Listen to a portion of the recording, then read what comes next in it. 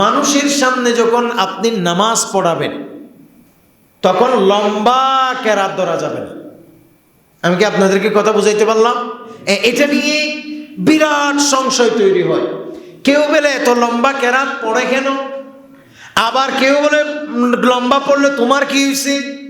এটা নিয়ে মসজিদের মধ্যে বিভিন্ন মহল্লায় বিভিন্ন মুসল্লিদের মধ্যে এটা নিয়ে দ্বিধাদ্বন্দ্ব লক্ষ্য করা যায়। ইসলামী শরীয়তের ফায়সালা কি? নবী করিম সাল্লাল্লাহু আলাইহি ওয়াসাল্লাম বলছেন, ইযা সাল্লা আহাদুকুম লিন-নাসি ফালইউখাফফিফ ফাইন্না মিনহুমুদ দাঈফা ওয়াস-সাকীমা ওয়াল-কাবীরা ওয়া ইযা সাল্লা আহাদুকুম লিনাফসিহি ফালইউতাওবিল মা শাআ। রাসূল করিম সাল্লাল্লাহু আলাইহি ওয়াসাল্লাম বলছেন, যখন তুমি কোনো মানুষের ইমামতি করবে, কাউকে যখন তুমি নামাজ পড়াবে, তখন তুমি সংক্ষিপ্ত করো, তখন তুমি সংকীর্ণ করো। বলে সেখানে অনেকেই দুর্বল থাকতে পারে, সেখানে অনেকে অসুস্থ থাকতে পারে, সেখানে অনেকেই বৃদ্ধ থাকতে পারে। তবে হ্যাঁ, তুমি যখন একা পড়বা, তুমি যখন একাকী পড়বা, সে সময় তুমি মন যা চাই লম্বা করে পড়ো। একটু জোরে বলো সুবহানাল্লাহ। শুধু কি নামাজ না, যখন ওয়াজ করবেন তখন এটা বুঝতে হবে। কথা বলেন ঠিক কিনা?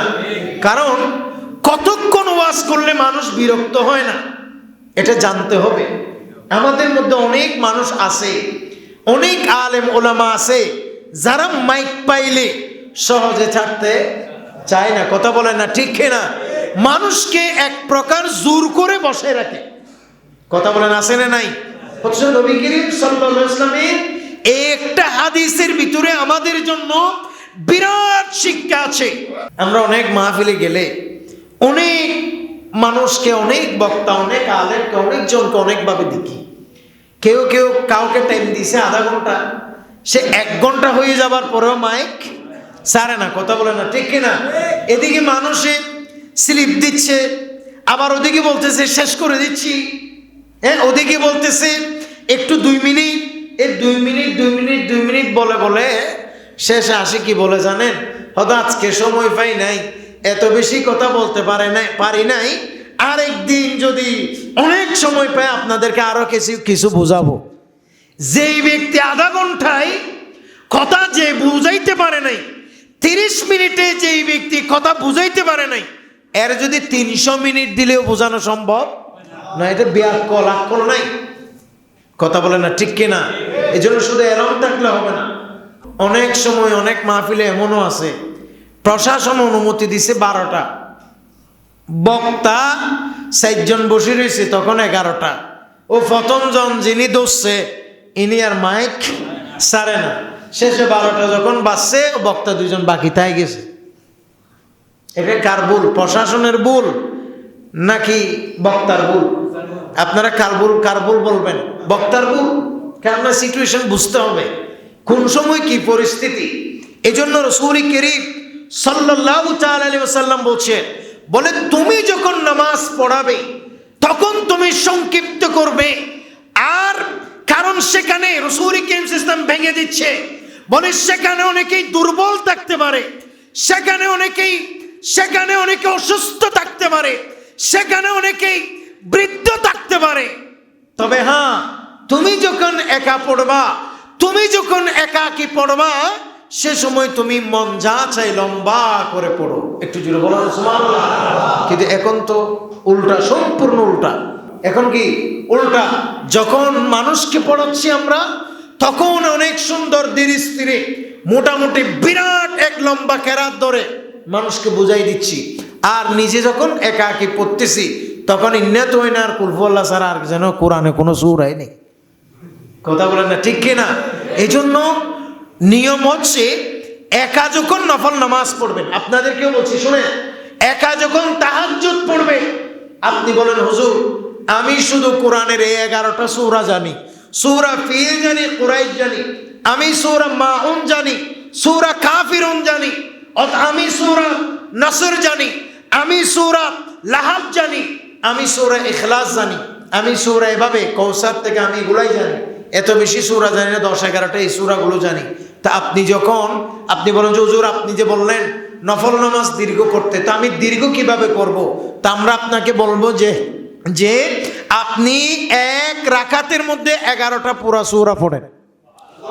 আরো জোরে বলেন না সুবহানাল্লাহ। এটা আপনার নামাজ লম্বা হবে, এটা আপনার নামাজের ভিতর ইখলাস বাড়বে, এবং দীর্ঘক্ষণ কিয়াম করা, দীর্ঘক্ষণ দাঁড়িয়ে দাঁড়িয়ে নামাজ পড়ার যে ফজিলত, সেটা অন্তত আপনারও অর্জন হবে। কথা বলেন ঠিক কিনা? আর চেষ্টা করেন লম্বা কেরাত শিখতে, আর শিখতে যদি না পারেন, যা শিখছেন তাকে লম্বা করে পড়েন, আস্তে আস্তে ধীর স্থিরভাবে আপনি পড়েন একাকি। শুধু আলেম না, এটা আমাদের সবার জন্য। নিজে যখন নামাজ পড়বো তখন অত্যন্ত ধীর স্থিরে পড়বো, আস্তে আস্তে পড়বো। কথা বলেন ঠিক কিনা? কিন্তু এখন আমরা উল্টা, আমরা যারা ইমাম, আমরা যারা খতিব, আমরা যারা মানুষকে মুনাজাত করি, এই মুনাজাত যখন করছে, কোথায় টেকসামিয়া শাহ, বদনা শাহ, মিসকিন শাহ, ফকির শাহ, অমুক শাহ, সব শাহ বলতেছে মুনাজাতে। কথা বলেন না ঠিক কিনা?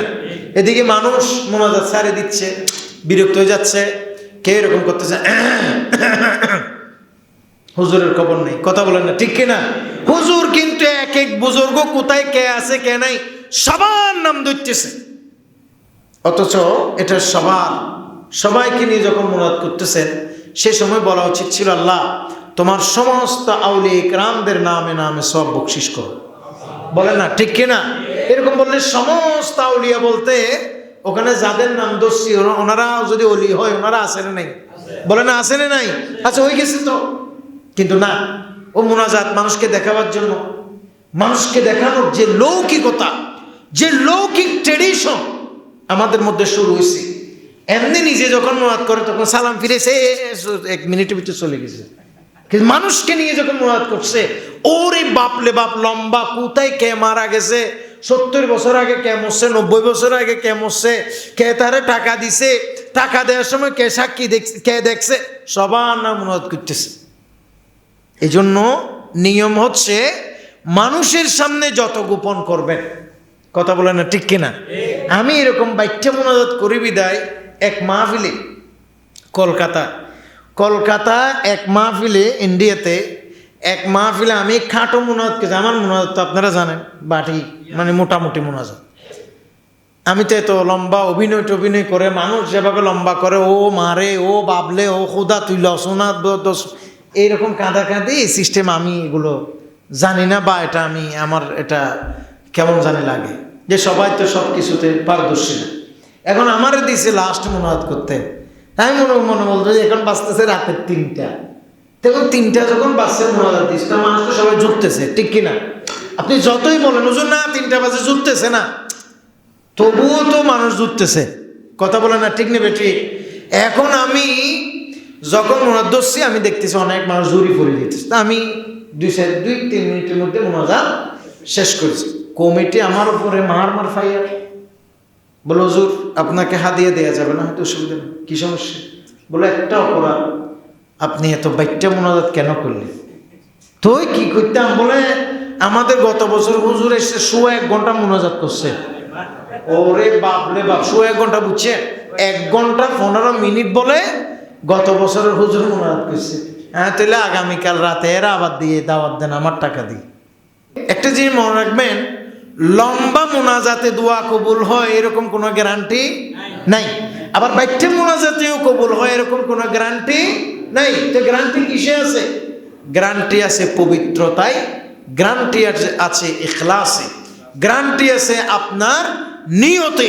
আপনি যদি নিয়ত শুদ্ধ করে, আপনি যদি ইখলাসের সাথে মহান রব্বে কারীমের সন্তুষ্টি অর্জনের জন্য আপনি 1 মিনিট মুনাজাত করলে সেটাও আল্লাহ চাইলে কবুল করতে পারে, 10 মিনিট করলে সেটাও কবুল করতে পারে। কথা বলেন ঠিক কিনা? কিন্তু মানুষ যদি বিরক্ত হয়, মুনাজাতের মধ্যে যদি অলসতা চলে আসে, সেই মুনাজাত আল্লাহর দরবারে আর কবুল হওয়ার সম্ভাবনা। সর্বশেষ আমি আপনাদেরকে যে কথাটি বলবো সেটা হচ্ছে ইমামের যেসব গুণাবলী, তন্মধ্যে উল্লেখযোগ্য গুণাবলী হচ্ছে তিনি মানুষকে নিয়ে নামাজ পড়লে কি করবেন? ব্যাখ্যা করবেন, সংক্ষেপ করবেন, আর নিজে পড়লে কি করবেন? লম্বা করবেন। সকলে বলেন সুবহানাল্লাহ। এটা হচ্ছে হাদিস।